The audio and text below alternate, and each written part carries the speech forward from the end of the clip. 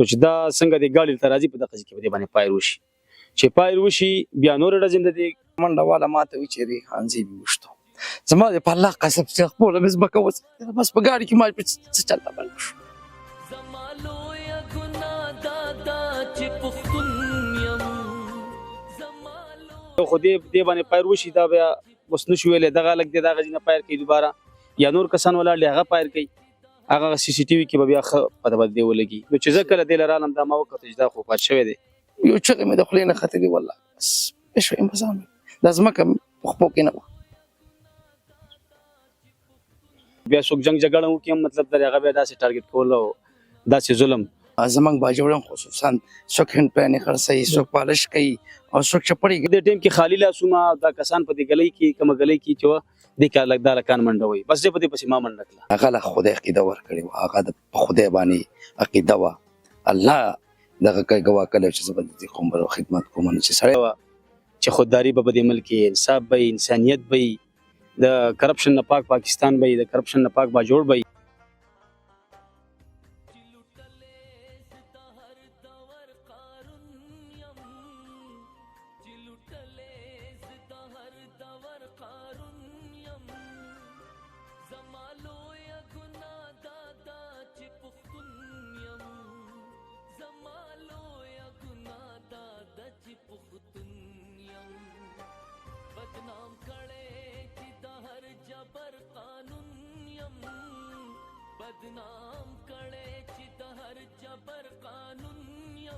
السلام علیکم د ریحانزیب کلی کې موجود یم او د ریحانزیب کزن را سره موجود دی او سره دغه رائټ هند ډیر نږدې ملګری را سره موجود دی د دې نه به پوښتنې کوو د دې د سترګو مخامخ دا واقعه راله او د دې ریحانزیب دا کزن چې کوم دی هغه به راته هغه د ژوند مختصر کیسې کوي ټول اول خو ستاسو شکریا ادا کوم ستاسو مننه چې په دې غم کې راسته تاسو خپل ورشري سر زموږ کتونکو ته دا وایي د ریحانزیب چې کوم دی د ژوند بالکل اخیری مقاصد څه چې کله په سکول په دور کې هغه خو حافظ قرآن مو دغه چې کوم اخره د آخرت لپاره هغه خپل ځان جوړ کړو او د ژوندۍ مقصد دغه دا و چې رضا د قوم لپاره د دې نوجوانانو لپاره دا یو کردار وکم چې بیا څنګه هغه په خپل سپیچونو کې ویل چې با خلک په فخر یادای او نو هغه خو د دې قوم لپاره د دې خپل باجوړ لپاره خپل پاکستان لپاره هغه ځان قربانو دا به ویل چې زه به ځان قربانو لپاره ځان قربان کول هغه مقصد دا د دې باجوړ د خلکو ریحانزیب سره دومره مینه څنګه پیدا شوه ورجی چې څوک هم کار کوي کنه نو سترګې په چاپټی نه دي هغه خامخا خلک دغه کوي سپورټ کوي نو هغه به یادای او د هر سړی د خوخي چې کم په خلوصینت باندې کار کوي چې را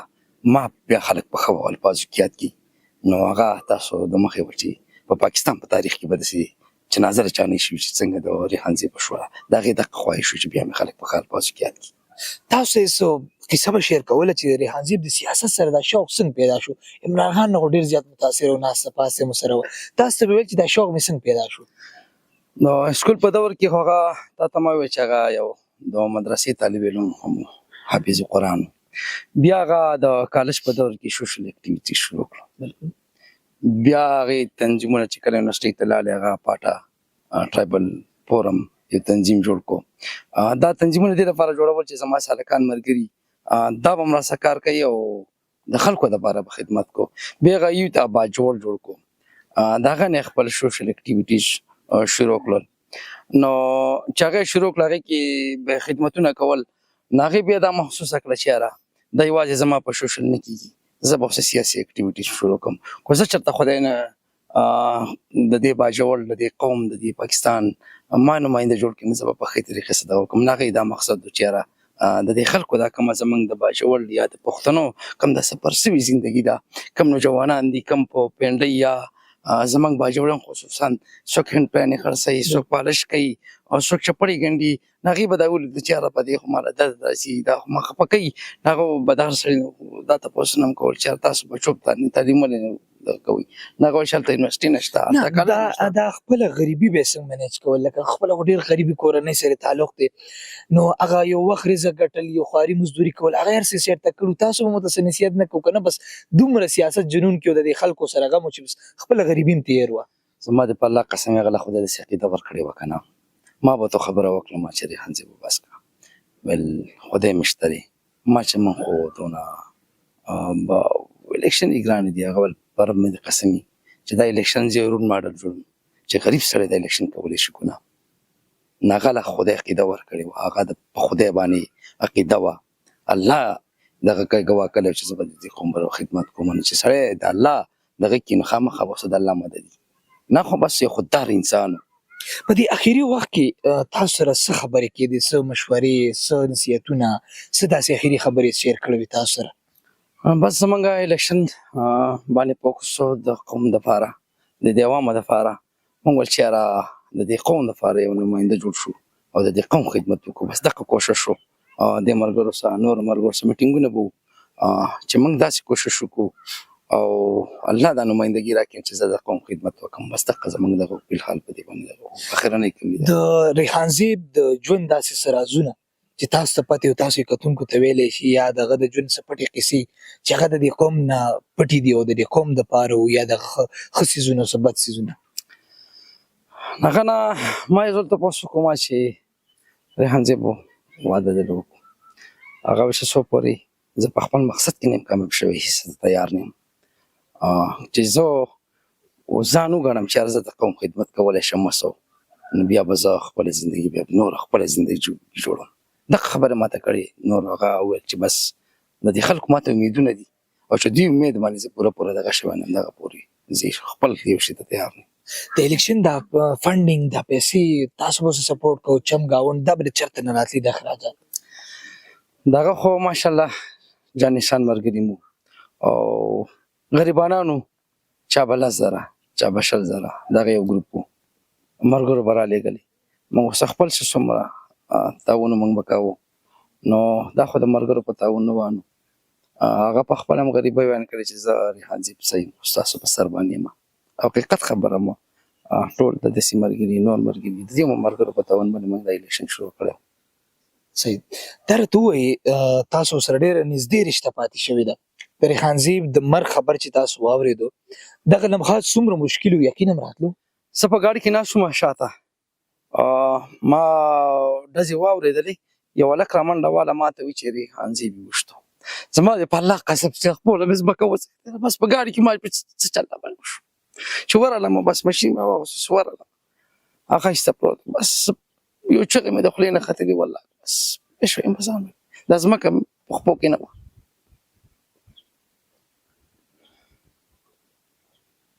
او هغې نه بعد بیا تاسو ډایرکټ هسپتال ته مې وړو زه واپس راغلم زما بل ګزن و په کوم ګاډي کې چې دا وشتی شوی پاکه ګاډي کې بس ټوټ کړی و نو زه پسې بیا شاته وروستلم او دغه ټیم کې ملګرو ویډیو چې کوم وایرل شوي په هغې کې څه کسان نومونه مغسلی شوي چې پلاني ویشتو ستاسو په چا باندې شک شوبه راتلله نه چې دغه ویډیو خو ما نه ده کتلی ما ځانه سوشل میډیا داسې نه ده کتلی او مړه من غریبانه خلک د چا سم داسې دغه نشته یوې روپۍ دغه هم د چا سره نشته دی چا سره ذاتي دښمني چا سره بد دا زموږ د چا سره نشته په شام شک نشته کم ګلظفر خان دی یا ګلداد خان دی کوم اپوزیشن چې کوم مخالفین دي کوم الیکشن ته ولاړو دغه مقابله کې نو هغې حوالې سره به څه خبرې څه رازونه څه خطرات څه شیر کړي وو ریحان زیب داسې نه هغه نه دي شیر کړي هېڅ هم نه دي شیر کړي د مطابق هغه ما ته څه ویلي نه دي افسوس خبره دا ده چې هغه به داسې سړی دی چې هغه به خپله خبره کوله چا خبره به نه منله چاته به خبره نه کوله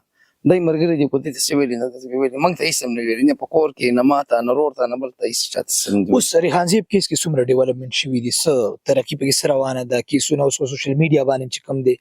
دغه ملزمانو چې کوم دی هغې څه پکچرې وایرل کېږي سی سی ټي وي فوټیج هم راغله څه ډیولپمنټس دي په هغې کې انشاءالله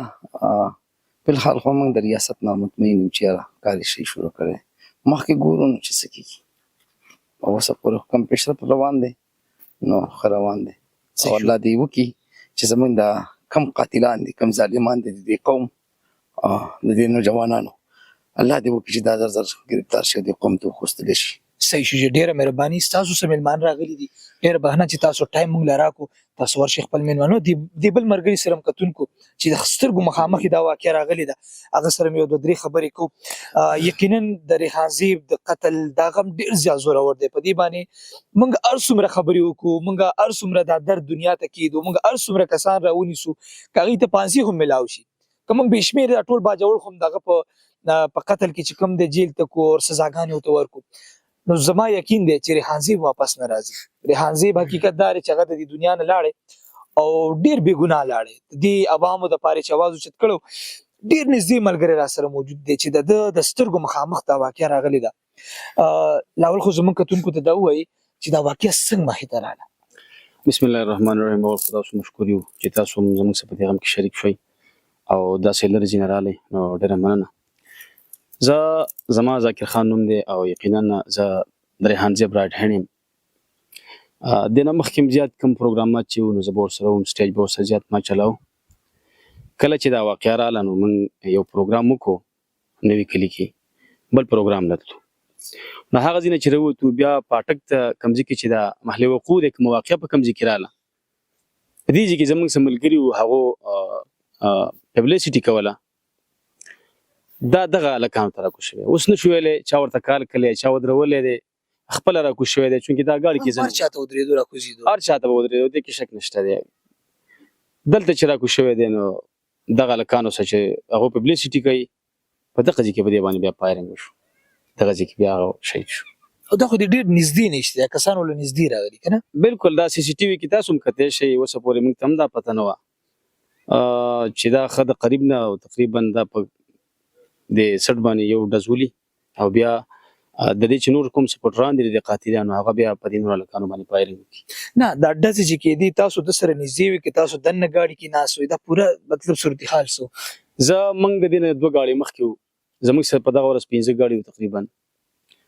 دا دلته ودرېدو او موږ ته مخکې لاړو. زه چې بیا کم ګاډۍ کې ناست وم نو کم پروګرام نه چې روان وو نو هغه د هغه ځای ماته پته وه چې کوم پروګرام له ځو. نو ما زه پسې کوشم مال ناوخته دغه نه بل یو بل پروګرام هغه موږ له کول پکار وو. بیا یو ځای کې فاتحه وه چونکې د الیکشن قریبه ورځ وي نو موږ به کوشش کوو چې ټایم موږ ته بچ شي او موږ خپل به کمپین په ښه طریقه وکړو. نو زه یو بل ملګری کوشو نو ما لا داسې ښه کافي فاصله وه نو ما ورته داسې اشاره غالبا هم وکړه ټیم تېر دی چې هلکه راځه ناوخته ده. نو دا چې کله دې ګاډي راځي نو زه دې ته ګورم زه هم په دې روډ باندې ولاړ یم نو چې دا څنګه دې ګاډي ته راځي په دغه ځای کې په دې باندې فایر وشي. چې فایر وشي بیا نورې ډزې هم د دې یو ګلی د دغې نه وشي. زه چې دلته راورسېږم ډزې 2 ځایونه شوي دي یو نږدې نه یو ګلی یو خو دې باندې فایر وشي دا بیا اوس نشو ویلی دغه هلک دی دغه ځای نه فایر کوي دوباره یا نور کسان ولاړ دي هغه فایر کوي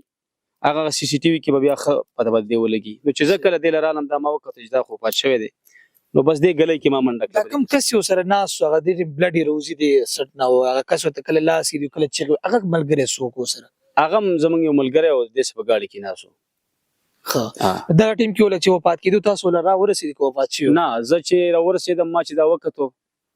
نو ما خو ویل چې هلک خو رانه وفات شو شهید شو. نو بیا ما د دې کسانو نشاندهي وکړه.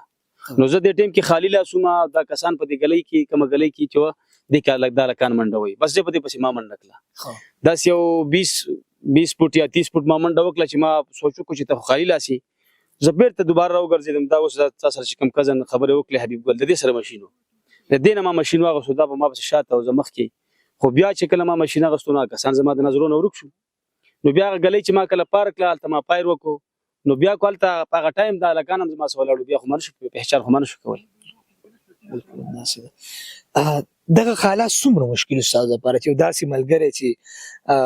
په یو ځای ورسره غټ شوي یې چیر روټۍ مو سره کړې ده او ژوند ورسره تېر شو اچانک ستا د سترګو مخامخ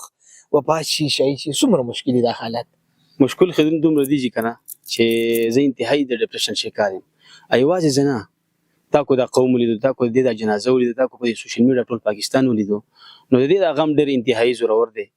خو موږ بس دعا کوو ځان دپاره هم دعا کوو هغه ته هم دعا کوو چې الله دې موږ له حوصله راکړي. نور غم چې دی زما هم چې زما څومره زندګي نو دا به د هېرېدو نه دومره غمې دی. ټیک شو. اوس څه شک شوبه شته په چا باندې دلته کې حالات څه دي څه ډیولپمنټس دي پکې؟ شک شوبه خو به زه دومره ووم چې دې نه مخکې موږ 2 ورځې په پېښور او پنډۍ کې وې نو دا هغه ځای نه موږ تقریبا چې کله راووتو دغه ملګرو نه موږ اجازت واغوستو بیا موږ 1:30 بجې دلته شپې راورسېدو. نو شک شوبه خو ځکه نشته دی که وی نو کم از کم ما ته خو به ویلي وې. نه تاسو سره ډېر نږدې پاتې کېدي د ریحانزیب چېرته چا سره چمګاونډ کې چا سره جنګ جګړې تریخ تریوالی و؟ ګوره جي دا خو سوال نه پیدا کېږي که بیا څوک جنګ جګړه وکړي هم مطلب در هغه بیا داسې ټارګېټ کول او داسې ظلم خو د ټیم کې زه صرف تاسو ته د دې خبر جواب دې درکول شم چې دا بس د برنه یو بم ورغورځو په دې باندې ولګید او ریحانزیب بر څه خبره ډېرې کولې غب شپ په عمومي محفلونو کې گاډي کې ناس پاسه کې څه خبرې به ډېرې کولې ګوره چې دا یو مختلف جنو زه خپل زه یو د پارټي ذمہوار کس یم د انصاف لیبرینګ صدر یم د چې د دې خپل چې څوک راغله دغه کېچ کړي د دې یو بهترینه نظریه وا چې خودداری به د ملک انصاف به انسانیت به د کرپشن نه پاک پاکستان به د کرپشن نه پاک با جوړ به نو کوم به جرنل داسې په ملګرتیا کې کیناستو ام دې به داسې مقصدی خبره کولې چې د هغه نه به موږ ته فائدہ ملاویدله او د باجوړ کوم مسایلو با ریحانزیب ته ډېر تکلیف ورکو چې اکثر به یادول چې ان شاء الله کامیاب شو په دې باول کار کوم زیاتره غربت او دغه اورال په صرف په باجوړ باندې فوکس نو هغه به دا یو خبره کوله چې خان صاحب ما ته دا ویلي چې تا وړ خوبونه مینه ته غټ خوبینه نو هغه په ذهن کې و الله پاک هغه خپل قابلیت عمر کړی او کوالټي عمر کړی او د ځل A to Z زما د خیال مطابق 90% هغه سره باجوړ قوم لاړو او د ځل په باندې د اعتماد وکړو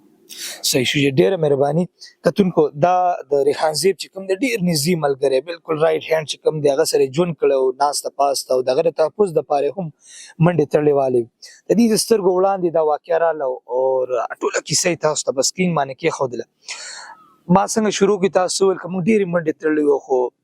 مونږ ریحانزیب چې کوم دی واپس نشو ژوندې کولې مونږ دا دعا کولې شو دا مهنت کولې شو چې کم از کم ریحانزیب ته انصاف ملاوي شي چې کم از کم د ریحانزیب وانت کې د باجوړ نور ځوانان چې کله راوټو کیږي په خاور کې د دې د حقوق आवाज اوچت کی د دې د غربت आवाज اوچت کی د دې مسائل دنیا ته کی دي او په پورا دنیا کې پورا پاکستان کې د دې پښتنو د دې باجوړ نمائندګي وکي نو الله دې وکي چې دغه ځوانان داسې به بے دردۍ سره قتل نشي